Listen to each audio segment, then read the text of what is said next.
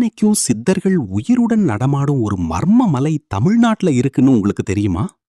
அதுதான் சதுரகிரி. உங்களுக்கு சதுரகிரி மலை பிடிக்கும் என்றால் லைக் பண்ணுங்க, சப்ஸ்கிரைப் செய்யுங்கள். 18 சித்தர்களும் இன்றும் அரூபமாக, அதாவது கண்ணுக்கு தெரியாத வடிவில் உலாவரும் சித்தர்களின் தலைமையகம் இது.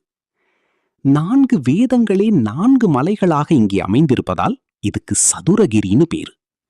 இங்க பெய்கிற ஒரு சொட்டு மழைநீர் கூட வீணாகாது.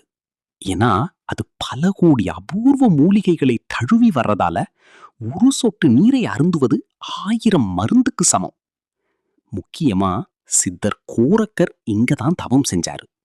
அவர் கண்டுபிடிச்ச ஜோதி புல் இருட்டுல தானாவே பிரகாசிக்கும்.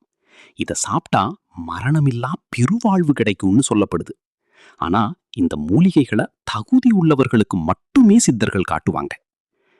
பல பக்தர்கள் இங்க வழி தப்பி நிக்கிறப்போ திடீர்னு ஒரு முதியவரோ அல்லது ஒரு நாயோ வந்து வழிகாட்டிட்டு மறைஞ்சிடுவாங்களாம்.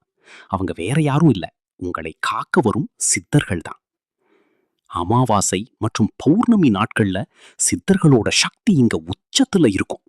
சித்தர்களின் அனுமதி இருந்தா மட்டும்தான் உங்களால இந்த மலையே ஏற முடியும். நீங்க இந்த அதிசயத்தை உணரணுமா?